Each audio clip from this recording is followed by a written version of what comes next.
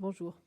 Donc, moi, par rapport à ce thème de la session 2, qui est territoire et gouvernements locaux face au changement climatique, je me propose en 15 minutes, je vais essayer de ne pas dépasser, en général je suis assez bavarde, de vous faire un petit bilan de ce qu'ont fait les villes jusqu'à présent sur cette question du changement climatique, hein, des avancées qu'on a, des limites et des blocages qui existent actuellement. Ça, c'est pour la COP 21 notamment, même si on s'intéresse moins aux gouvernements locaux, c'est important qu'on apporte, nous, des éléments et des propositions pour cet important événement. Et puis finalement, je terminerai en montrant qu'il y a des raisons d'être optimiste, même s'il existe de nombreuses limites et des blocages. Alors le point de vue que je vais donner, moi, c'est un point de vue d'urbaniste. Je ne suis pas spécialiste du changement climatique, je connais bien les villes d'Amérique latine. Je vais parler en particulier du cas de Mexico, parce qu'il faut atterrir, comme on dit en espagnol. Mais je vous dirai à plusieurs reprises que finalement, on a des situations assez similaires sur la plupart des métropoles d'Amérique latine. D'une part, si on essaye de synthétiser vraiment quelles sont les avancées importantes par rapport à cette question du changement climatique dans les villes d'Amérique latine, on remarque, si on voulait faire la liste des actions et des initiatives qui ont été prises dans les villes, dans les métropoles ou les villes de taille moyenne même, la liste serait beaucoup trop longue pour la mentionner ici. On a énormément de choses qui ont été faites dans le domaine de l'efficacité énergétique, de la gestion des déchets solides, de la construction intelligente et évidemment du transport, qui est le secteur tout à fait stratégique pour les villes et le secteur sur lequel le transport et la mobilité, on a sans doute eu la vraie avancée, la plus significative, même si beaucoup de choses restent à faire. C'est par exemple aujourd'hui considéré comme la vraie priorité du district fédéral. Donc quand je dis la ville de Mexico, je me réfère au district fédéral dans son nouveau plan d'action climatique. Alors c'est intéressant parce que Mexico s'apprête à fêter dans quelques jours à peine le 10e anniversaire du Métrobus. Alors le Métrobus, c'est donc un autobus articulé qui circule sur un site confiné, comme le Transmilenio de Bogota. Et c'est pas anodin si Mexico s'apprête à faire une célébration qui est certes surtout orchestrée par les ONG, mais dans laquelle le gouvernement va participer, parce que ça a marqué vraiment un changement pour cette ville, comme d'ailleurs pour les autres villes qui ont mis en place ce type de transport. Donc il y a un avant et un après. C'est un tournant majeur puisqu'on commence à réorganiser le transport collectif donc sur des voies confinées, sur certaines avenues seulement. Et puis c'est surtout le début d'une reprise en main par les gouvernements locaux d'un secteur qui avait été complètement dérégulé, anarchique, et qui est, comme on le sait bien, vraiment stratégique par rapport à la question des émissions de ces villes. Donc c'est pas le Métrobus, c'est un exemple à Mexico, mais on en a aujourd'hui dans toutes les métropoles d'Amérique latine. On en a aussi dans des villes moyennes. Et puis à Mexico, comme ailleurs en Amérique latine, rapidement, dès qu'on a une ligne, d'autres lignes ont été mises en place. Aujourd'hui, on est passé de 20 km à Mexico à 105 km de voies confinées sur le Métrobus. On a même des systèmes qui se sont développés dans la périphérie avec le Mexibus, qui est beaucoup moins connu, mais qui est dans les périphéries de l'État de Mexico, qui fait partie de l'agglomération. On a maintenant des tas d'autres actions, des couloirs de bus qui se développent, qui sont effectivement avec des infrastructures plus légères, la substitution de nombreux véhicules et l'aménagement de pistes cyclables récemment, la création d'un système de bicyclettes en libre service. Et tout ça, finalement, vient à partir de cette installation de nouveaux transports. Et on voit la même chose dans toutes les villes. Et en l'espace de quelques années, on voit qu'il y a une évolution vraiment sensible des pratiques de mobilité, mais aussi une prise de conscience collective de l'importance de la question du transport et de la mobilité pour le devenir de la ville. Et ça, c'est vraiment quelque chose de très important. Par exemple, dans le district fédéral, on voit qu'on a adopté récemment, il y a un an, une loi de mobilité très innovante qu'aujourd'hui beaucoup d'autres villes copient au Mexique et qui vraiment laisse une place très importante aux déplacements non motorisés, ce qui n'était pas le cas avant. Donc, en 10 ans, quel bilan ? On s'en rend pas compte en fait quand on le voit avancer au quotidien, mais l'anniversaire du Métrobus là invite vraiment à se dire mais qu'est-ce qui s'est passé au cours de ces 10 dernières années ? Donc évidemment cette nouvelle offre de transport, le Métrobus à Mexico, mais les systèmes de ce type-là dans d'autres villes sont critiqués parce qu'il y a des lacunes, il y a des déficiences. Dans le cas de Mexico, il n'y a pas d'intégration tarifaire par exemple. Et puis évidemment les les avancées en termes de réduction des émissions sont peut-être limitées aussi, même s'ils sont considérés importants. On a vu ce matin que c'était pas que la région contribuait pas pour beaucoup, donc on se dit finalement tous ces efforts en transport, c'est une goutte d'eau. Mais en fait, il faut le voir vraiment comme un changement de paradigme et de pratique, et les effets seront surtout observables dans quelques années, puisqu'on a un vrai changement dans la façon de vivre et de concevoir la ville qui est en germe. Alors au-delà, donc ça c'est si on essaye de faire le bilan des avancées, on peut surtout mettre en avant cette question du transport. Au-delà de ces actions dans le domaine du transport, on peut aussi souligner toutes les avancées dans le développement d'instruments de politique publique liés directement au changement climatique. Je ne vais pas parler du niveau national parce que ce n'est pas l'objet dans ce panel, mais le pays a beaucoup avancé, le Mexique, et évidemment est un pays à la pointe sur le plan de tous ces instruments, mais au niveau du développement des plans climat au niveau local. On a déjà ce qu'on appelle au Mexique les PACMUN, qui sont les plans d'action climatique municipaux. On en a déjà 70 qui ont été terminés dans le pays. Donc, ils ont été faits. Donc, ça, c'est grâce au travail qui a été fait par ICLEI, le Conseil international pour les initiatives écologiques locales, et avec le soutien de l'ambassade britannique, surtout, qui est très, très active sur le soutien des PACMUN. Et dans le cas de la ville de Mexico, par exemple, on en est au second plan d'action climatique. Et c'est une ville qui a maintenant tout un dispositif, beaucoup d'instruments par rapport à cette question. On a une commission interinstitutionnelle du changement climatique, les inventaires d'émissions, une stratégie locale d'action climatique, le second programme d'action climatique, donc, qui est 2014-2020, le programme des arrondissements de Mexico, les delegaciones, qui vont être prêts fin novembre 2015. Donc on a vraiment des avancées importantes, un fonds environnemental pour le changement climatique dans la ville de Mexico. Donc ça aussi, c'est une avancée à souligner et qu'on peut voir aussi dans d'autres pays avec de plus en plus la réalisation de plans d'action climatique au niveau local. Si maintenant on essaye de pointer les limites et les blocages actuels, ce qui est important, encore une fois, parce que ça représente autant d'aires d'opportunité dans le sens espagnol du terme, sur lesquels travailler à l'avenir et aussi qu'on peut apporter et qu'on peut mettre sur la table dans le cadre des réunions qui auront lieu, peut-être pas dans le cadre de la COP elle-même, mais autour de la COP 21. Alors, il y a 4 limites principales. Je ne vais pas m'arrêter, j'ai pas le temps de m'arrêter sur chacune d'entre elles.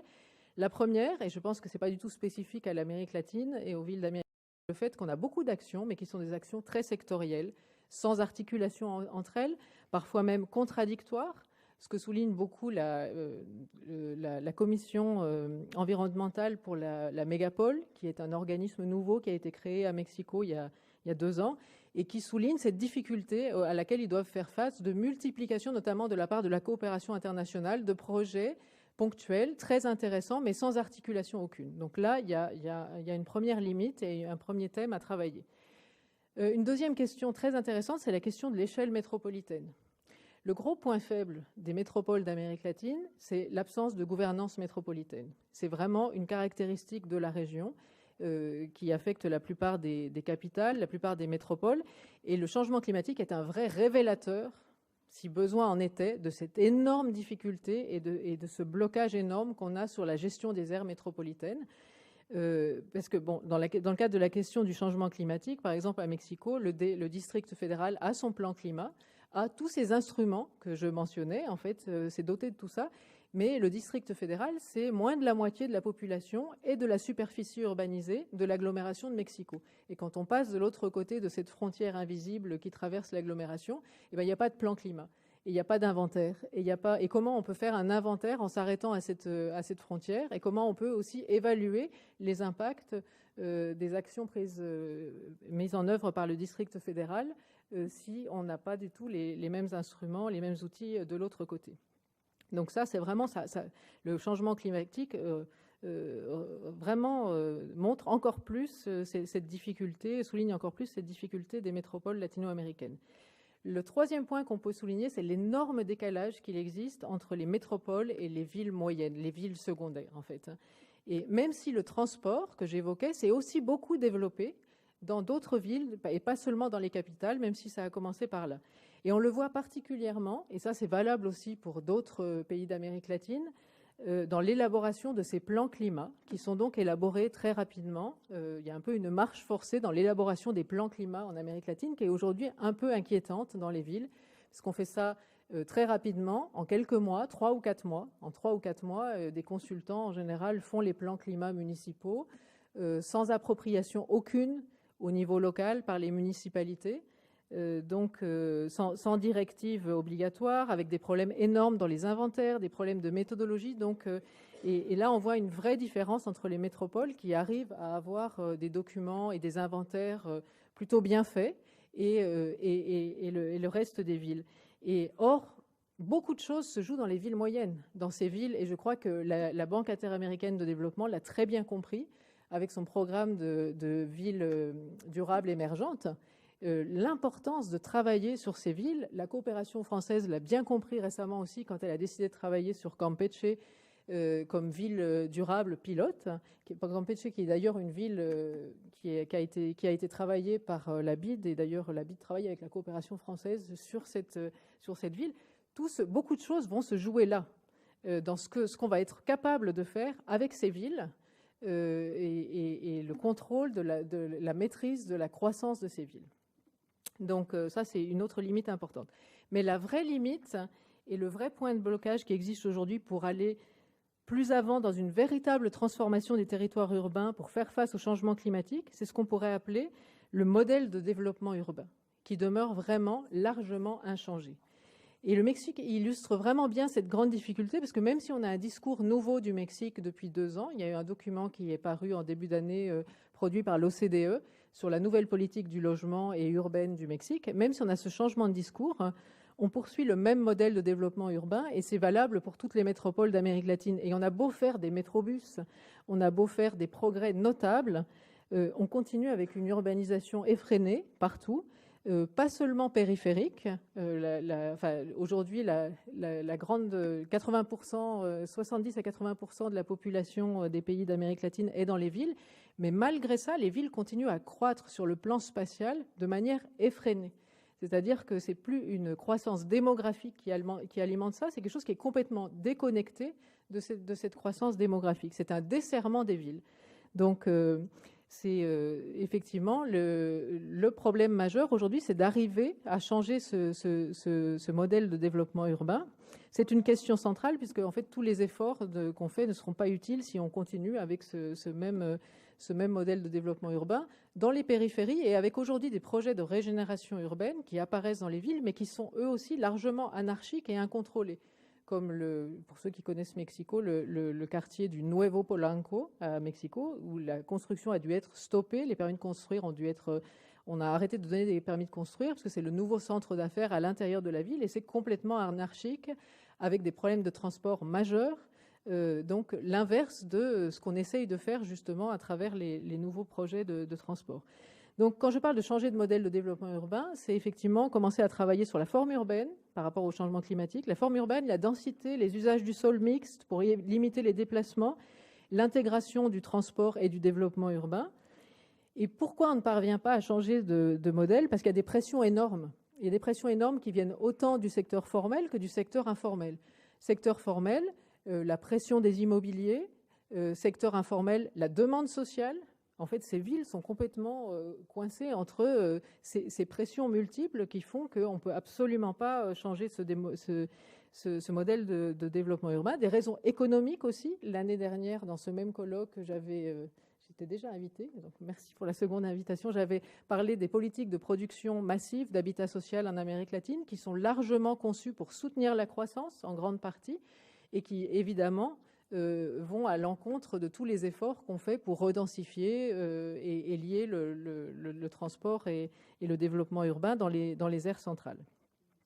Et de fait, c'est assez intéressant quand on se penche sur les plans d'action climatique, par exemple au Mexique, municipaux. Nous avons l'occasion de faire à l'IRD une comparaison, un travail, enfin, pas vraiment une comparaison, mais un travail de mise en perspective des plans climat territoriaux français et de leur équivalent au Mexique. Et on voit que vraiment la problématique qui est omniprésente dans le cas français, qui était un exemple comme un autre, on aurait pu en prendre d'autres, par rapport aux densités, à la question de la compacité urbaine, à la question de l'intégration du transport collectif et du développement urbain, est totalement absente des plans climat locaux, des plans climat municipaux. Évidemment, on parle du transport, on parle des déchets, de l'énergie, mais de la façon dont on fait la ville, pas du tout.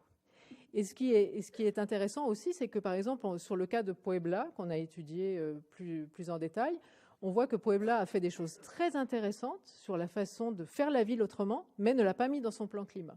Donc on a vraiment un énorme effort à faire au niveau des plans climat pour intégrer cette question de comment on fait la ville, parce que c'est la question fondamentale finalement. Et il y a aussi quelque chose qu'on a constaté, qui est l'absence totale d'articulation entre les instruments de planification urbaine et les plans climat. Ça, c'est une question tout à fait stratégique. Parce qu'en fait, la planification urbaine, nos plans de développement urbain, peuvent vraiment faire la synthèse via le territoire des mesures et des actions sectorielles qui sont prises. C'est le territoire qui va faire la synthèse et qui va permettre justement d'avoir une action intégrée. Et puis d'autre part, quelque chose qui est important pour nous, on en a discuté à la COP20, puisqu'on a organisé, l'IRD a organisé un panel avec le Mexique, le Pérou, la Colombie et la France sur cette question de la planification urbaine et du changement climatique. Donc, et on voyait bien que les instruments de planification urbaine, finalement, sont l'interface par excellence entre les gouvernements locaux et la société civile. Les plans de développement urbain, on les connaît bien, les élus les connaissent bien, les habitants aussi, alors que les plans climat, c'est quelque chose de très hermétique, qui n'est pas du tout approprié, il n'y a pas du tout d'appropriation par les élus, par exemple dans le cas du Mexique. Donc on a un enjeu important à arriver à transférer effectivement et à traduire toutes ces questions à travers les plans de développement urbain. Et c'est des questions très concrètes qu'il faut apporter à la COP 21, ou dans le cadre des différentes activités qui vont être... c'est difficile. Nous, on a eu beaucoup de mal à introduire cette question à Lima, parce que la plupart des organisateurs, des institutions organisatrices ne voyaient pas l'intérêt de parler de ces questions-là. Or, c'est là-dessus que ça se joue maintenant, sur notre capacité à être capable justement de procéder à ces changements et de vraiment intégrer ces enjeux dans ces questions-là. Alors, pour terminer, je crois que j'ai déjà passé mon temps. Voilà, 2 minutes. Je disais, il y a des raisons d'être optimiste. Changer ce modèle de développement urbain, c'est très difficile à faire directement en Amérique latine, à cause des pressions que j'évoquais. Les pressions aussi bien de la demande sociale, de logement en périphérie, alors ça concerne plus des pays comme le Pérou que le Mexique, à cause aussi de la pression des immobiliers, de la pression de la croissance, de l'obligation de croissance. Mais ce changement, de fait, il peut se produire et il est déjà en train de s'opérer indirectement via le secteur du transport que j'évoquais au début de mon intervention. Et en fait, il se passe quelque chose de très intéressant à Mexico qui se passe aussi ailleurs. À partir de certaines interventions sur le transport, de réorganisation du transport, qui vont entraîner d'autres actions dans le domaine du transport, il y a finalement une redécouverte des enjeux urbains. Et finalement, les villes commencent à travailler sur l'espace public. Après avoir travaillé sur le transport, on redécouvre l'espace public. Et maintenant, on en est à Mexico dans une phase, je viens de faire une mission très intéressante avec l'OCDE, puisque je participe à l'élaboration du Metropolitan Overview du Valle de Mexico. Et donc, on a vu tous les acteurs, publics, privés, pour savoir un petit peu comment on était. Et tous nous ont parlé des approches de développement liées au transport collectif, qu'on évoquait dans la matinée, les TOD. Tous, même les promoteurs immobiliers, il y a un groupe de promoteurs immobiliers qui fait partie de la chambre de la construction de Valle de Mexico, qui a fait tout un projet qu'il compte soumettre au gouvernement et qui est basé sur ces approches. Donc il y a une vraie appropriation, une vraie diffusion, et aujourd'hui on en est vraiment dans la phase où on va commencer à changer le modèle de développement urbain, mais encore une fois, on le fait à travers cette question du transport, qui est tout à fait stratégique. Et ça, c'est très important pour la coopération, parce qu'on voyait ce matin, il y avait une question qui disait « Mais pourquoi autant d'argent sur le transport ?» Et le transport est un levier majeur de transformation de la façon de faire la ville en Amérique latine, et la façon de marcher de ces villes, finalement, elle est très particulière, mais elle passe par là. Ce n'est pas la même que nous ici, mais elle passe par ces questions de transport. Donc, pour des banques de développement, pour la coopération, appuyer des projets de transport, ça se limite pas seulement à améliorer le transport et la mobilité. C'est aussi une façon indirectement d'arriver ensuite, enfin c'est une interprétation, c'est une thèse que je vous propose, d'arriver à changer la forme de la ville. Et donc voilà, il y a des raisons d'être optimiste parce qu'on voit que vraiment il y a des avancées de cette façon-là sur ces questions. Je vous remercie. Merci Catherine pour ce regard précis sur les multiples échelles d'intervention au sein de la ville. On voit vraiment le chercheur au sein de son objet.